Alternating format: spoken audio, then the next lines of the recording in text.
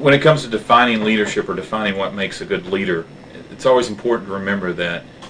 it takes people willing to follow you. And to be a good leader and to define leadership, I think you start with a leader is someone who, when trouble comes, is more concerned about being the first one to accept responsibility instead of being the first one to point blame at someone else.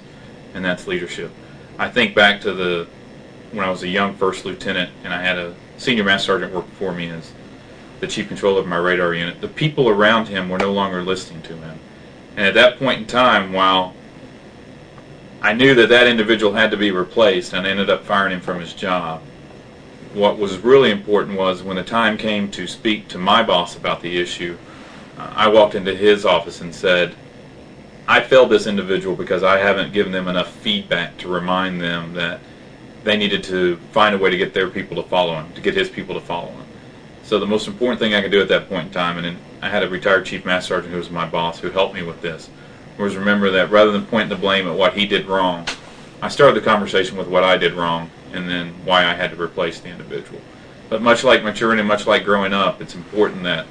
a leader is the one who steps up and accepts responsibility for what happens around them and doesn't point blame and direct blame at someone else all the time.